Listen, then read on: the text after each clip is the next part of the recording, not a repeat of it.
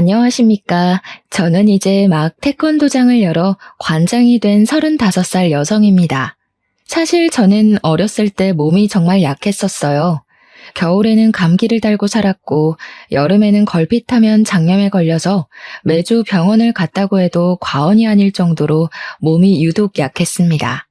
이런 저를 걱정하시던 부모님은 제가 체력과 면역력을 길러야 한다며 태권도를 보내셨어요. 그 태권도는 동네 다른 태권도와는 다르게 여자 관장님이 계셨는데 그 관장님이 저를 유난히 예뻐해 주셨습니다. 저는 그 관장님이 참 멋져 보였고 나중에 반드시 태권도 관장이 되어야겠다고 다짐했어요. 그래서 열심히 태권도 수련을 했고 그 결과 지금은 태권도 관장까지 하게 되었답니다. 제가 지금 이렇게 관장을 하기까지 정말 많은 일이 있었는데 얼마 전에 겪었던 아주 황당하고 기가 막힐 일을 여러분께 들려드리고자 사연을 보냅니다. 먼저 우리 부모님은 동네에서 꽤 크고 유명한 한정식집을 하고 계세요. 부모님이 운영하시는 한정식집은 맛도 좋고 분위기도 좋아서 상견례나 중요한 모임을 할 때 많이 예약하십니다. 부모님께서는 항상 정직하게 가게를 운영하셨고 누구보다 열심히 일하셨어요. 그래서인지 우리 집은 어릴 때부터 부유했고 외동딸이었던 저는 부모님의 사랑을 듬뿍 받으며 남부럽지 않게 자랐습니다. 지금부터 2년 전, 그때는 태권도장을 열기 전이었어요. 원래는 근처 다른 지역에서 대학 선배를 도와 태권도 사범으로 일했는데 대학 선배가 집안 사정상 지방으로 내려가게 되면서 태권도장 문을 닫게 되었습니다. 저는 바로 다른 태권도의 사범 자리를 알아봤지만 생각보다 일이 빨리 구해지지 않았어요. 그래서 당분간은 일을 구하며 부모님 식당에서 부모님을 도와드리고 있었습니다. 하루는 식당에 있는데 부모님이 웬 가족 손님과 엄청 반갑게 인사를 했어요. 가까이 가보니 내 가족이었는데 아버지, 어머니로 보이는 분들과 30대 정도로 돼 보이는 아들, 그리고 5살 정도 돼 보이는 귀엽게 생긴 남자아이, 이렇게 넷이 있었습니다. 오래 근무하신 직원분의 말로는 이분들은 단골 손님으로 우리 집 근처에서 잘 나가는 태권도장을 가족끼리 운영하고 있다고 했어요. 엄마는 손님들과 인사하시다가 저를 발견하시고는 와보라고 손짓을 하시더니 우리 딸도 태권도 사범이라고 하며 태권도장 가족에게 인사를 시켜주셨습니다. 저는 인사를 하며 30대 정도로 돼 보이는 아들의 이름을 알게 되었는데 그의 이름은 박지훈이었고 나이는 33살인 저보다 7살이나 많았어요. 솔직히 저는 30대 초반 정도로 보았는데 나이가 40이라는 소리를 듣고 정말 동안이라고 생각했습니다. 지훈 씨의 어머니는 저에게 너무 인상이 좋다며 혹시 결혼했냐고 물으셨어요. 엄마는 태권도장에 남자가 많았을 텐데도 어떻게 된 애가 남자를 한 번도 집에 데리고 오지 않았냐며 제발 좀 이제 결혼 좀 했으면 좋겠다고 웃으며 이야기하셨습니다. 지훈 씨의 어머니는 엄마의 말을 듣고 환하게 웃으며 자식 일이 원래 내 맘대로 되지 않는다고 빨리 좋은 소식 들리길 기대한다고 하셨어요. 그날 지훈 씨네 가족은 꽤 비싼 정식을 시켰고 음식을 아주 만족스럽게 먹으며 다음에 또 오겠다고 하고 가셨습니다. 며칠 후 저는 평소처럼 부모님 식당에서 일하고 있었는데 엄마가 잠깐 와보라고 했어요. 저번에 봤던 단골 손님들이 태권도장을 운영한다고 했던 것을 기억하냐고 물으시더니 손님 중 아버지, 즉 태권도 관장님한테 전화가 왔는데 일하던 사범이 관둬서 새로운 사범을 빨리 구해야 한다는 거예요. 그러면서 저보고 일할 생각 없냐고 물었다고 합니다. 저 역시 일을 구하고 있어서 엄마의 말이 솔깃했고 당연히 일하고 싶다고 했어요. 그리고 다음 날 저는 태권도장에 방문하여 면접을 보았고 그 뒤로 박지훈 사범님과 일하게 되었습니다. 첫 출근 날 사범으로 일하긴 했지만 친한 선배의 도장에서만 오랫동안 일했기에 다른 도장은 처음으로 간 것이었어요. 그래서인지 긴장이 너무 되었는데 박지훈 사범님은 저에게 친절하게 대해주었습니다. 사범님의 아버지인 관장님도 너무 긴장하지 말라고 하며 어려운 일 있으면 언제든지 말하라고 했고, 태권도에서 실장님으로 계시며 태권도 차량 운전을 해주시고 원비 관리를 하는 어머니 역시 우리 어렵게 생각하지 말라고 하셨어요. 흔히들 가족들이 운영하는 회사나 도장은 절대 가지 말라고 하던데 여기는 그래도 다들 친절하시고 잘 대해주셨습니다. 정신없이 시간이 지나고 어느덧 오후 5시가 되었어요. 그 시간에는 유치부 아이들이 어린이집이나 유치원을 마치고 많이 왔었습니다. 귀여운 아이들이 줄지어 오는데 그 중에 눈에 띄는 아이가 하나 있었어요. 바로 저번에 부모님 식당에 가족들과 함께 온 5살 남자아이였습니다. 이 아이의 이름은 박정민이었고 사범님과는 유독 친해 보였어요. 둘이 인사하고 같이 있는 모습을 보니 너무 닮았었고 그냥 보면 부자 관계인 것처럼 보일 정도였습니다. 저는 사범님께 정민이와 어떤 관계인지 물었어요. 사범님은 심각한 표정을 지으시며 사범님의 여동생이 정민이를 출산하다가 잘못되었고 매제는 아이를 혼자는 못 키우겠다고 해서 사범님의 부모님과 사범님이 키우고 있다고 했습니다. 그런데 어떻게 여동생의 아들인데 박 씨가 되었냐고 물으니 매제와 여동생이 같은 성씨였다고 해요. 정민이는 참 밝고 씩씩해 보였는데 그런 아픈 사연이 있다는 것에 참 안타까운 마음이 들었고 그 이야기를 들어서인지 수업 내내 정민이에게 더 신경이 쓰였습니다. 정민이는 자신의 수업이 마친 뒤 태권도장에서 저녁을 먹었고 10시까지 도장에서 놀았어요. 저는 중간중간 쉬는 시간에 정민이와 시간을 보냈습니다. 정민이는 처음에는 낯을 가리는 듯 했지만 점점 시간이 갈수록 저에게 이모라고 부르며 저를 잘 따랐고 귀여운 정민이 덕에 첫날의 긴장감이 조금 풀어졌어요. 그 뒤로 저는 아주 재밌고 보람차게 태권도 사범으로 일할 수 있었습니다. 아이들도 첫날에는 저를 많이 어색해했지만 점점 저를 잘 따라주었고 관장님과 실장님, 사범님 역시 저에게 정말 잘해주셨어요. 특히 사범님은 여자 혼자 밤늦게 다니면 위험하다며 항상 수업이 끝나면 집까지 데려다 주셨습니다. 10시에 수업이 끝나고 도장 정리를 하면 빠르면 밤 10시 반, 늦으면 밤 11시가 되는 데다가 집이 사범님의 집과 반대편이라 괜찮다고 하는데도 매번 집 앞까지 차로 태워다 주셨어요. 항상 차로 태워다 주시는 것이 너무 감사하기도 했고 둘 다 그 시간이 되면 출출하기도 해서 저와 사범님은 종종 집 앞 편의점에서 간단히 차나 샌드위치 또는 삼각김밥 같은 것을 먹었습니다. 더 좋은 것을 사드리고 싶었지만 시간이 너무 늦기도 했고 사범님이 편의점 음식을 좋아한다며 굳이 편의점으로 가셨어요. 편의점에서 같이 음식을 먹으며 알게 되었는데 사범님은 땅콩 알레르기가 있다고 했습니다. 저는 땅콩잼이나 땅콩을 정말 좋아해서 집에서도 종종 간식으로 먹는데 이 맛있는 땅콩을 먹지 못하는 사범님이 조금 안 됐더라고요. 우리는 그 뒤로도 수업이 마친 후 편의점에서 간식을 먹으며 이야기를 많이 나눴습니다. 나이차가 7살이나 났지만 생각보다 대화가 꽤 잘 통했고 사범님 역시 저와 함께 퇴근하고 편의점에서 수다 떠는 것을 정말 좋아하시는 듯 했어요. 그렇게 점점 친해진 우리는 5개월 정도 후 연인 사이가 되었습니다. 솔직히 7살이라는 나이 차이와 사범님이 40대라는 것이 부담스러웠지만 대화하다 보면 나이가 많아서 불편한 점이 하나도 없었어요. 오히려 수업할 때나 학부모들을 만날 때 항상 차분하고 쉽게 흥분하지 않는 모습을 보며 정말 배울 점이 많다는 생각이 들었고 이런 사람과 결혼한다면 평생 행복할 수 있겠다는 생각까지 했습니다. 사범님 역시 저와 생각이 크게 다르지는 않았는지 저에게 결혼하자는 이야기를 했어요. 제 나이 역시 적은 나이는 아니었기에 우리는 결혼을 생각하고 관장님, 실장님, 그리고 우리 부모님께도 말씀드리기로 했습니다. 먼저 관장님과 실장님께 말씀드렸더니 사실 눈치채고 있었다면서 평소에도 종종 둘이 결혼했으면 좋겠다는 생각을 하셨다고 해요.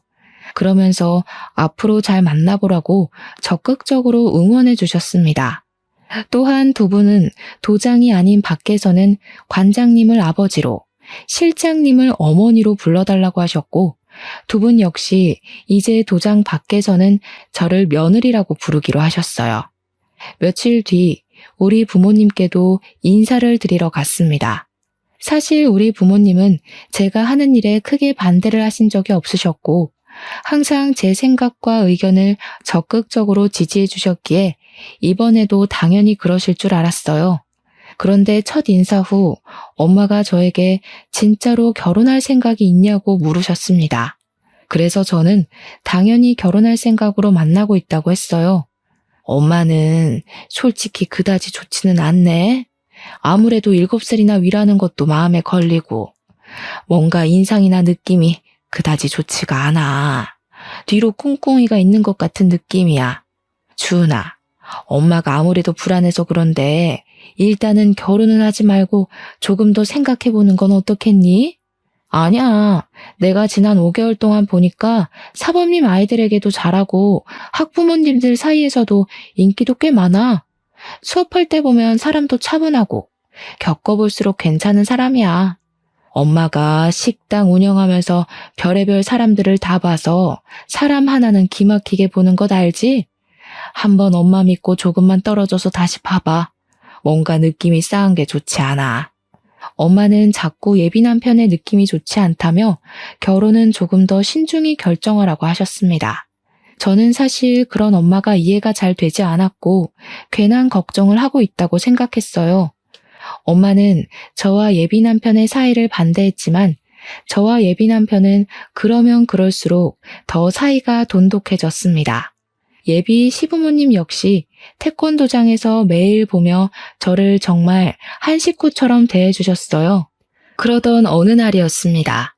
예비 시어머니와 예비 남편이 도장에서 필요한 물품들을 사러 잠시 나갔고 도장에는 저와 예비 시아버지 둘이 있었어요. 예비 시아버지와 이런저런 이야기를 나누다가 정민이 이야기가 나왔습니다.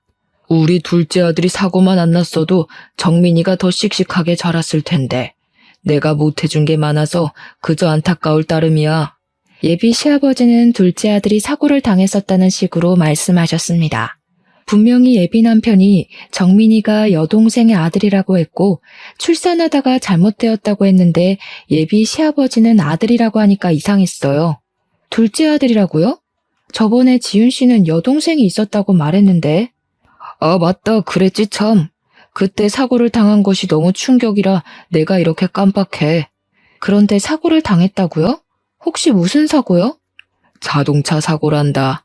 아유, 이 이야기는 더는 하기 힘들구나. 얼른 수업 준비하자.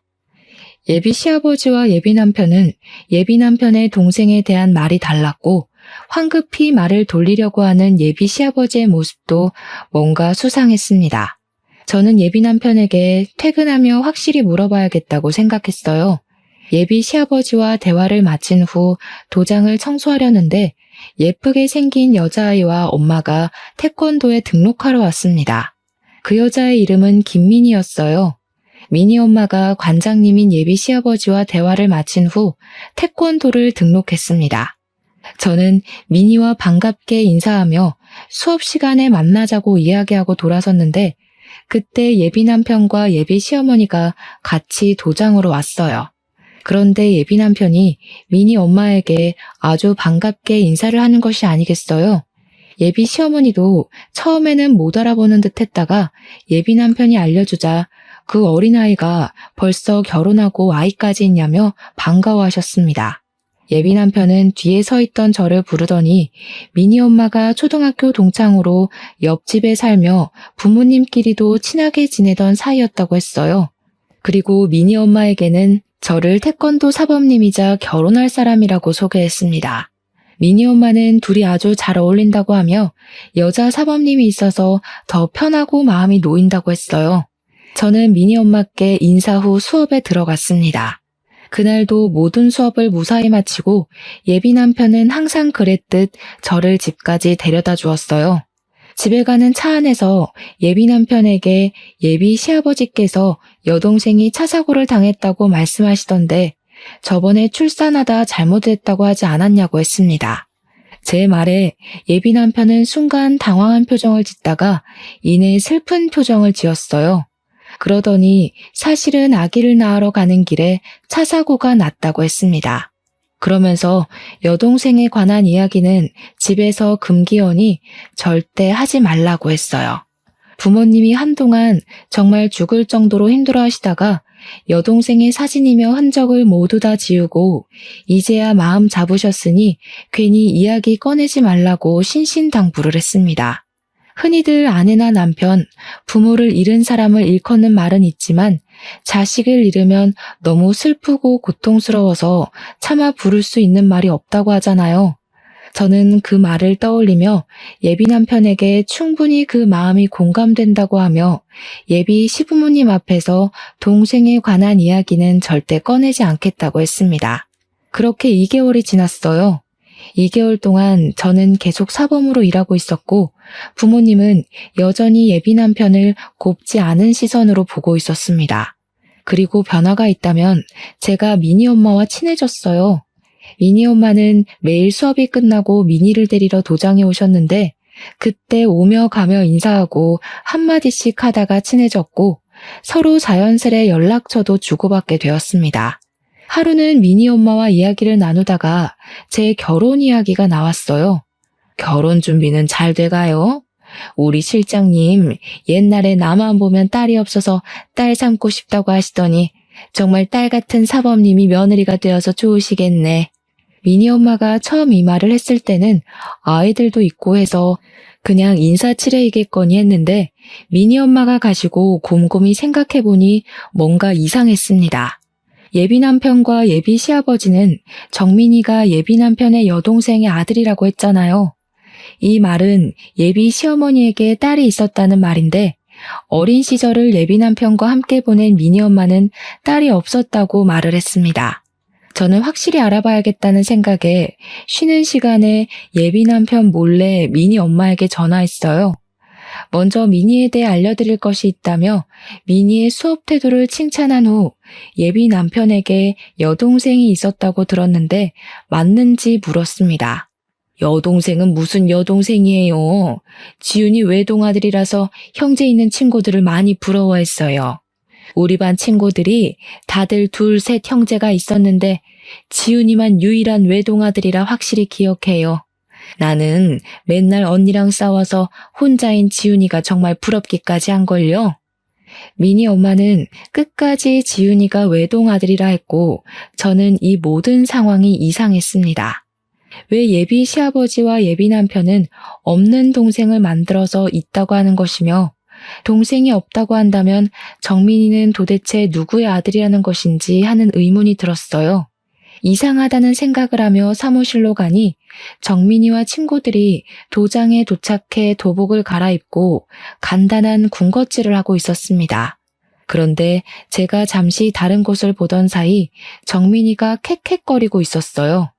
가까이 가서 정민이의 상태를 보니 정민이의 몸에 두드러기가 나 있었습니다. 정민이와 함께 있었던 친구들은 정민이가 초코바를 먹고 이렇게 되었다고 했어요. 그 이야기를 들은 예비 시아버지는 황급히 정민이를 데리고 병원으로 향했습니다. 그때 예비 남편은 수업 중이었고 수업을 마친 예비 남편에게 정민이가 초코바를 먹고 두드러기가 나서 병원에 갔다고 하니 정민이가 땅콩 알레르기가 있다고 했어요. 다행히 정민이는 병원에서 주사를 맞은 후 나아졌고 이날 예비 시아버지는 바로 집에 가서 정민이를 돌봤습니다. 예비 남편 역시 그날은 정민이 때문에 바로 집에 가야 할 것 같다고 해서 퇴근 후 저 혼자 집으로 향했어요. 혼자 집에 가며 생각해보니 뭔가 이상했습니다. 예비 남편이 땅콩 알레르기가 있다고 했는데 정민이도 땅콩 알레르기가 있었고 외모도 둘이 너무 판박이었어요. 설마 정민이가 예비 남편의 아들인가 하는 생각이 들었고 만약 이게 사실이라면 예비 남편이 결혼을 한번 했을 수도 있겠다는 생각이 들었습니다. 이 생각까지 한 저는 결혼 전에 제대로 예비 남편에 대해 알아보기로 했어요. 다음 날 아침에 8시에 눈을 떴는데 원래라면 이 시간에 집에 계셔야 할 부모님이 계시지 않았고 전화해도 받지 않았습니다. 두 분이 어디 가셨나 싶어 일단 씻고 나왔는데 부모님이 집에 오셨어요. 어디를 다녀오셨냐고 하니 가게 직원이 용한 무당집을 소개해줘서 제 사주를 보고 오셨다고 하셨습니다. 저는 원래 사주를 잘 믿지 않아서 그런 거를 왜 보냐고 했지만 그래도 제 사주를 봤다니 궁금하기는 했어요. 무당이 뭐라고 했는지 물어보니 건강이고 뭐고 다 좋은데 지금 만나고 있는 사람과는 절대 결혼하지 말고 제 결혼 후는 38살에 들어오니 그때까지 기다리라고 했다는 것입니다. 그러면서 부모님 두 분 다 어지간하면 이런 이야기 안 하는데 아무래도 첫인상도 그다지 마음에 들지 않고 이래저래 숨기는 것이 많은 것 같다며 한번 그 사람에 대해서 자세히 알아보라고 하셨어요. 원래 저는 사주나 점을 잘 믿지 않는 성격이나 이전에 의심스러운 부분이 한둘이 아니었기에 일단 알겠다고 했습니다. 그날 오후 예비 남편이 수업에 들어가야 하는데 사무실에서 자꾸 무엇을 찾았어요. 무엇을 찾냐고 물으니 수업 관련 자료를 차에 두고 온 것 같다고 하며 미안한데 잠깐 자신의 차에서 가져다 달라고 하며 차 키를 건네주었습니다. 저는 예비 남편의 차에 가서 수업 자료를 꺼내고 차 문을 닫으려던 찰나 블랙박스가 보였어요. 순간 블랙박스를 확인해 보면 예비 남편에 대해 좀 더 알 수 있지 않을까 생각했습니다. 그래서 예비 남편 몰래 블랙박스에 메모리 카드를 뺐고 그날 밤 집에 와서 블랙박스에 찍힌 영상들을 하나하나 확인했어요. 블랙박스에는 가족끼리 출근하고 저와 함께 퇴근하는 영상이 대부분이었습니다. 하나씩 확인하던 중 한 영상에서 자꾸 제 이름이 나오는 것 같았고 저에 대해 어떤 이야기를 나누는지 궁금해서 영상의 대화 내용을 듣게 되었어요. 예비 시어머니는 우리 부모님이 운영하시는 한식당이 엄마들 사이에서 연매출이 억대라는 소문이 있다고 했습니다. 그러면서 연매출 억대 집안의 외동딸이 결혼하는데 집 한 채 정도는 쉽게 장만해주지 않겠냐며 예비 남편에게 이번에는 기가 막히게 잘 골라왔다고 했어요. 이어서 예비 남편은 사실 이전에 만난 여자애들에 비하면 외모나 외적인 것들이 다 부족하지만 그래도 돈 많은 처가가 최고이지 않겠냐고 하며 조만간에 나를 잡겠다고 했습니다. 그래, 얼른 날 잡아야지. 그 계집애 보니까 우리 지은이에게 푹 빠져서 헤어나오지를 못하더구먼. 결혼 도장 찍기 전까지는 너도 주은이한테 잘해줘. 옛날처럼 쓸데없는 여자들 만나러 다니지 말고 말이야. 드디어 돈도 많고 정민이도 키워줄 호구 며느리 하나 들어오겠네. 주은이 얘가 생긴 거와는 다르게 맹하더라고.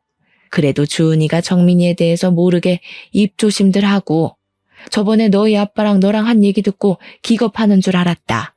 정민이가 박씨이면 당연히 아버지가 박씨일 테니까 남동생이 있어야지 여동생이 뭐니 여동생이. 머리가 그리 안 돌아가?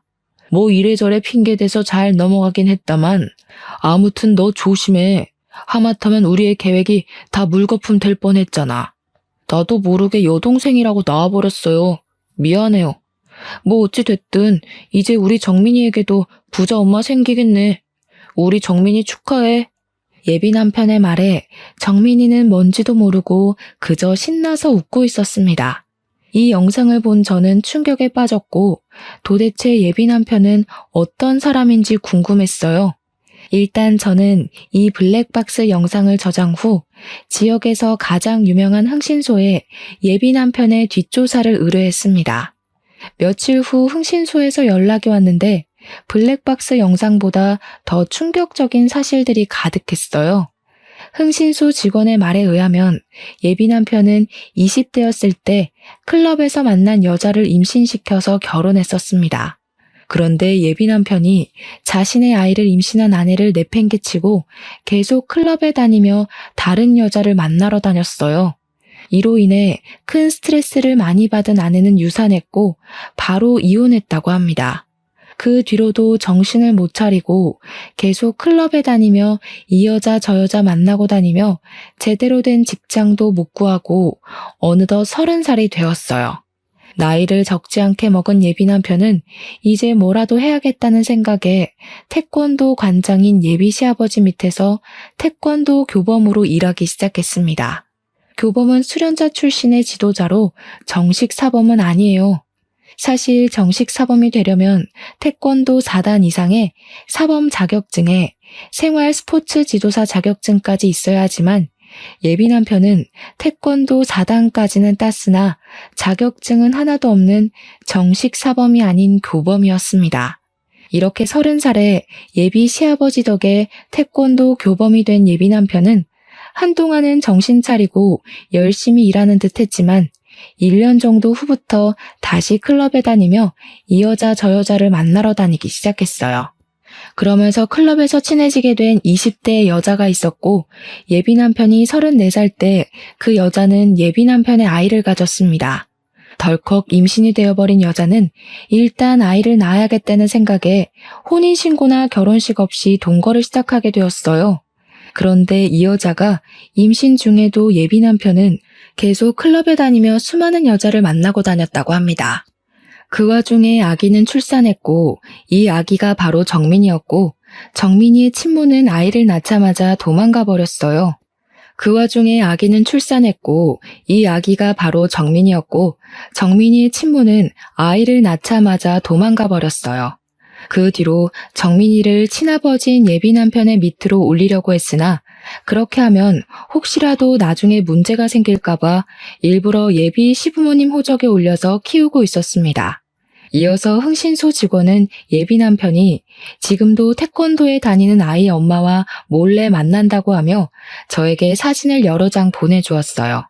그 사진에는 예비 남편과 미니 엄마가 팔짱을 끼고 거리를 걷는 장면, 분위기 좋은 식당에서 마주보고 앉아 다정한 눈빛을 주고받으며 서로 밥을 먹여주는 장면, 외진 공원에서 스킨십을 하는 장면까지 찍혀 있었습니다.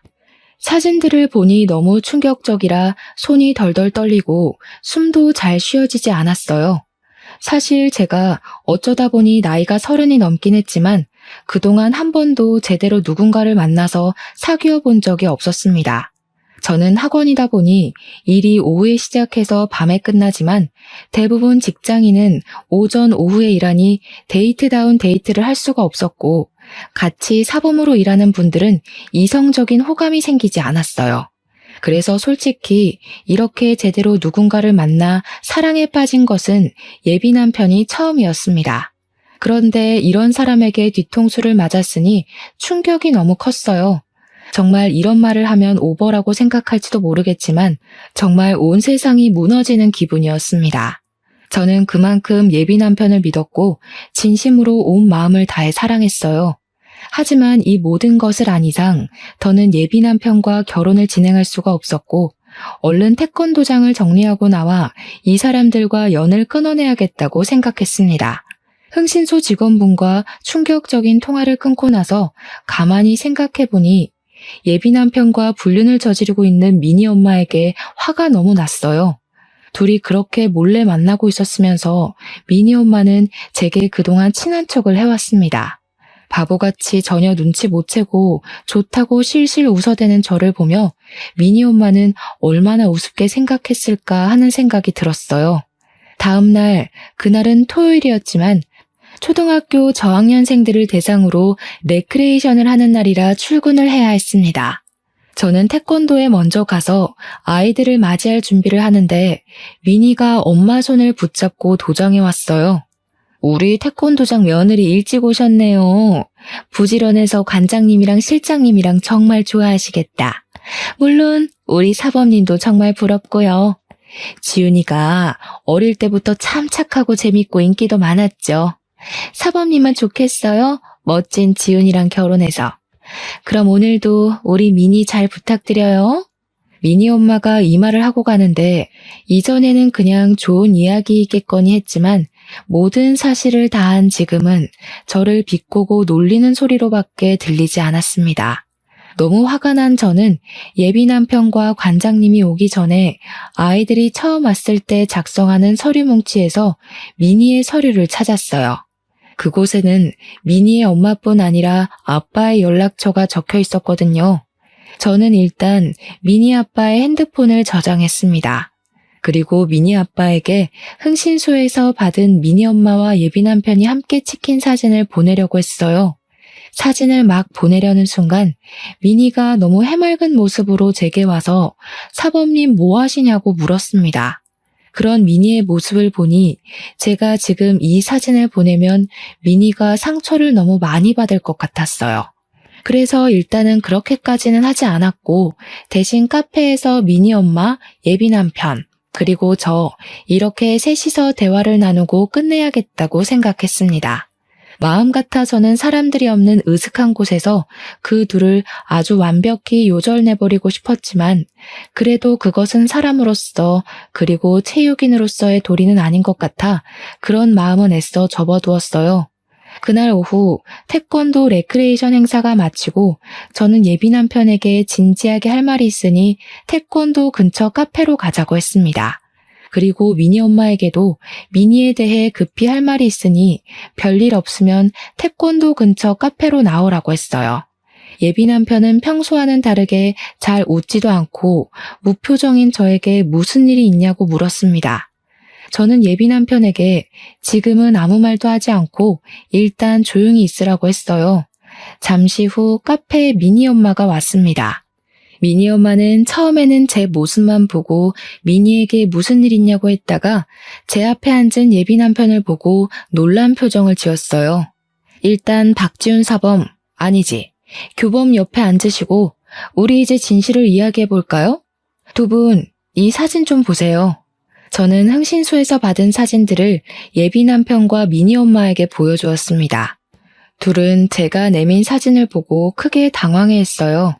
주은아, 그니까 이 사진이 어떻게 된 거냐면 말이야. 말했잖아. 나랑 얘랑 초등학교부터 동창이라고. 그래서 허물없이 거의 가족처럼 지냈었어. 그냥 그뿐이야. 그리고 얘는 이미 남편도 있고 미니도 있는데 내가 어떻게 얘한테 다른 마음을 먹겠어. 게다가 내게는 하나뿐인 주은이도 있는데 겨우 나랑 얘랑 친하게 밥 먹는 것 가지고 그랬던 거야?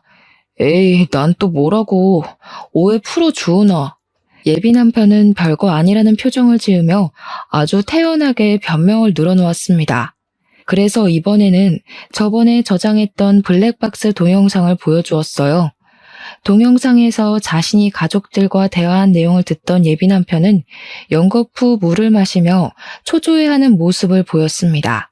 너는 여동생이 있었다 하고 아버님은 남동생이 있었다는데 너 옆에 있는 미니 엄마 아니지? 너 상간녀는 네가 동생이 없었다잖아. 게다가 정민이는 너와 붕어빵에 너랑 똑같은 땅콩 알레르기까지 있는 게 너무 수상쩍더라고.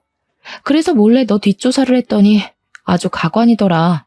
20대, 30대를 여자 만나고 임신시키며 아주 청춘을 뜨겁게 불태웠던데 어쩜 그렇게 감쪽같이 속일 수 있어? 그리고 정민이도 네 아들이잖아. 뭐야?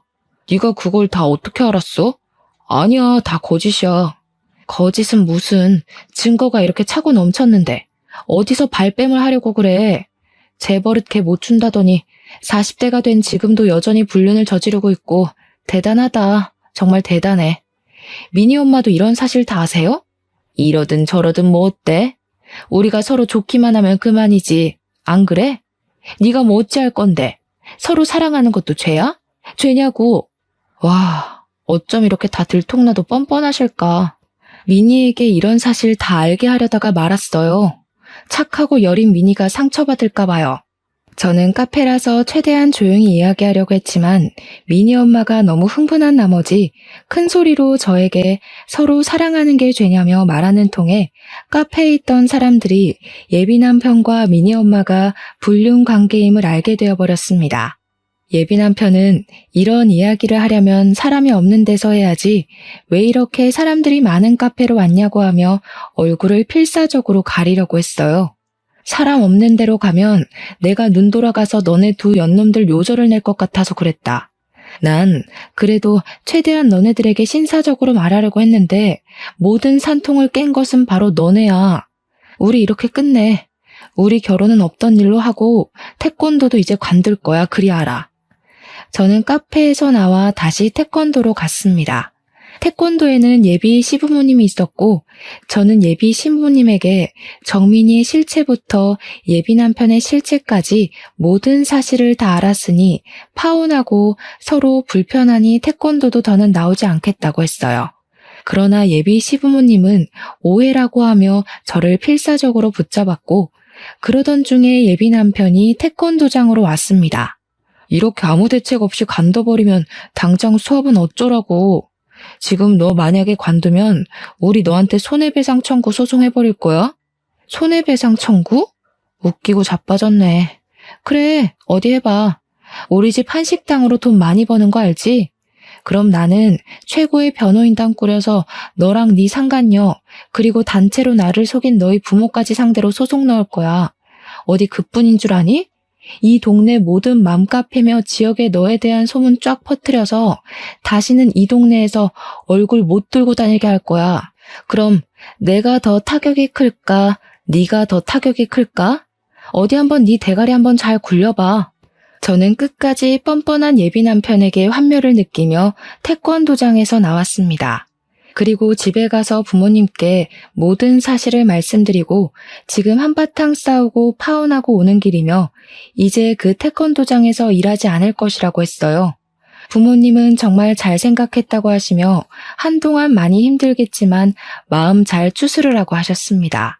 그 뒤로 저는 근처의 다른 태권도장으로 가려고 했는데 이상하게 이력서를 내도 아무 곳에서도 연락이 오지 않았어요. 당장 돈이 급한 것은 아니었지만 태권도 사범일이 너무 재밌어서 계속 일하고 싶은데 오라는 연락이 없으니 참 속상했습니다. 하루는 사범을 구하고 있던 집 근처 태권도장에 이력서를 들고 무작정 찾아갔어요. 그 태권도 관장님은 제가 사범으로 일하고 싶다고 하자 반가워하시더니 제 이력서를 보고는 같이 일 못하겠다고 하셨습니다. 도대체 제가 어떤 점이 마음에 안 드시냐고 했더니 하시는 말씀이 사실은 직전에 근무한 태권도 관장, 즉 전 예비 시아버지가 이 지역 모든 태권도 학원에 저에 대한 이상한 소문을 냈다고 해요. 그 소문은 제가 이 남자 저 남자 만나고 다니는 꽃뱀이니까 젊은 남자 사범들이 있는 태권도에서는 절대 저를 채용하지 말라고 했다는 것입니다. 게다가 자기 기분이 좋지 않으면 아무 말 없이 그냥 간둬버린다는 소문까지 퍼뜨렸고 이 소문을 들은 지역의 관장님들이 제 이름과 제가 근무했던 직전 태권도만 보고 다들 채용을 하지 않았던 것이에요. 관장님의 이야기를 들으니 정말 피가 거꾸로 솟는다는 기분이 어떤 의미인지 알 것 같더라고요. 저는 솔직히 한동안 진심으로 사랑했던 사람이었기에 그냥 깔끔하게 파혼으로 끝내려고 했습니다. 그런데 전 예비 남편과 그 가족들은 온갖 추잡한 방법으로 뒤에서 저를 욕먹이고 있었어요. 세상에 그 어떤 말로도 표현이 안 될 정도로 화가 잔뜩 난 저는 가만히 있을 수 없었습니다. 저는 제가 속한 지역 태권도 협회 카페에 들어가 저의 전 예비 남편에 대한 모든 사실을 올렸어요. 20대부터 클럽에 다니며 이 여자 저 여자 만나 2번이나 임신시킨 사실부터 아이를 낳고 그 아이를 자신의 부모님 호적에 올린 것, 그리고 지금도 여전히 학부모와 불륜을 저질러서 파혼당해놓고 저를 파렴치한 인간으로 만든 것까지 모든 사실을 글로 적었습니다. 또한 제가 이력서를 냈던 태권도장에 찾아가 모든 사실을 태권도 관장님들께 말씀드렸어요. 관장님들은 이런 일이 있을 줄은 꿈에도 몰랐다며 단순히 소문만 듣고 오해해서 미안하다고 하셨습니다. 그런데 나에 대한 안 좋은 소문은 이게 다가 아니었어요. 제가 다른 태권도를 돌아다니며 저에 대한 오해를 풀 때 웬 아이 엄마가 제 얼굴을 보고 놀라하며 아주 못마땅한 얼굴로 위아래를 훑으셨습니다. 저는 처음 보는 사람이 저를 아주 기분 나쁘게 쳐다보니 어이가 없어서 혹시 저를 아시느냐고 물었어요. 대화를 나눠보니 그 엄마는 바로 미니 엄마와 알던 사이였는데 미니 엄마가 저에 대한 이상한 소문을 엄마들 사이에 퍼뜨리고 다녔더라고요. 그래서 이미 그 태권도장 엄마들은 저를 아주 평소 행실이 좋지 않은 질 나쁜 사범으로 알고 있다고 했습니다. 저는 그래도 미니를 생각해서 조용히 넘어가려고 했는데 그렇게 더럽고 추잡스럽게 나오는 미니 엄마도 그냥 두면 안 되겠다는 생각이 들었어요. 일단 미니 아빠 번호로 제가 가지고 있던 예비 남편과 미니 엄마의 다정한 사진을 보냈습니다. 그리고 제 핸드폰에 저장되었던 태권도장 아이들의 엄마에게 현재 미니 엄마가 퍼뜨리고 다니는 소문은 다 거짓이고 사실은 태권도 사범과 미니 엄마가 불륜을 저질렀다고 하며 사진을 보냈어요. 그리고 그 주 주말 식당에서 부모님을 도와 일하고 있는데 전 예비 시부모님, 전 예비 남편, 그리고 미니 엄마까지 나란히 왔습니다. 어서 오세요. 어디 불륜 모임이라도 하러 오셨나 봐요? 저기 화장실 앞자리에 가서 앉으시던가요? 이 인연이 정신 나갔어? 그 사진들을 미니 아빠한테 보내면 어떡해? 우리 미니가 받을 상처는 생각 안 해봤어? 네가 그러고도 애들을 가르치는 사범이야? 우리 미니 상처받아서 요새 나랑 말도 안 해. 애가 웃지도 않고 그저 죽을 상이라고. 이제 어쩔 거야? 우리 미니 어떻게 할 것이냐고. 그래서 어쩌라고요? 그렇게 미니 생각하시는 분이 미니 태권도를 가르치는 사람이랑 바람이 나셨어요. 자식을 생각하면 적어도 그런 짓은 하지 말았어야 할 거 아니야. 네가 태권도 협회에도 글 올리고 이 지역 관장들한테도 이상한 이야기해서 우리 태권도 아이들 다 등록 취소했다. 우리 태권도장 이제 문 닫게 생겼어. 평생을 태권도 하며 살아왔는데 우리 가족 이제 뭐 먹고 살아? 아줌마네가 저지른 일 때문에 이렇게 됐는데 왜 저한테 그러세요? 저 그래도 한동안 가족처럼 생각했던 사람들이었으니 조용히 넘어가려고 했는데 가만히 있으니 다들 저를 아주 개코딱지로 보셨나 봐요. 당신네 아들이랑 당신네가 작정하고 과거 많고 친아들까지 속이며 결혼시키려고 해놓고서는 왜 여기 와서 저한테 시비이고 난리이신데요?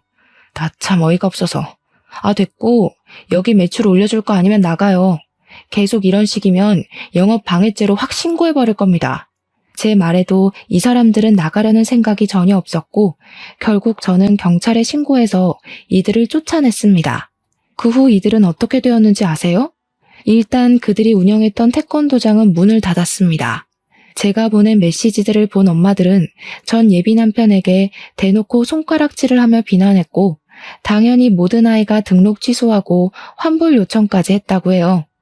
태권도장은 수강하는 아이들이 있어야 운영이 되는데 아이들이 하나도 없으니 운영이 어려워 문을 닫을 수밖에 없었겠죠. 그리고 더럽고 추악한 지난 과거가 낱낱이 폭로된 그들 가족은 이 지역에서는 고개 들고 못 살게 될 지경까지 이르렀고 결국 아무도 모르게 그 가족 모두 이 지역을 떠났다고 합니다. 또한 사랑하는 것이 죄냐며 불륜 앞에서도 당당했던 미니 엄마는 미니 아빠와 이혼하고 미니는 아빠와 함께 살고 있다고 해요. 친권을 빼앗기고 유책 배우자가 되어 위자료에 양육비까지 주며 거지같이 살고 있다고 합니다. 저는 모든 오해를 푼 뒤 부모님의 가게에서 일했으나 여전히 태권도를 가르치고 싶은 생각이 있었어요. 그래서 부모님의 도움을 받아 태권도장을 차렸습니다. 전 예비 남편의 태권도 학원이 망하고 마땅한 태권도 학원이 근처에 없어서인지 제가 연 태권도장에 아이들이 제법 많이 등록했어요. 그 중에는 전 예비 남편의 태권도에 다니던 아이들도 있었습니다. 그 아이들의 엄마들은 저를 알아보고 옛날에 오해해서 미안했다고 먼저 사과도 하시더라고요.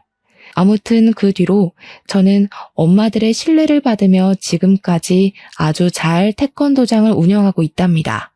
전 예비 남편과 그의 가족들에게 뒤통수를 제대로 맞고 나름의 복수를 하기는 했지만 사실 마음이 완전히 좋지만은 않아요.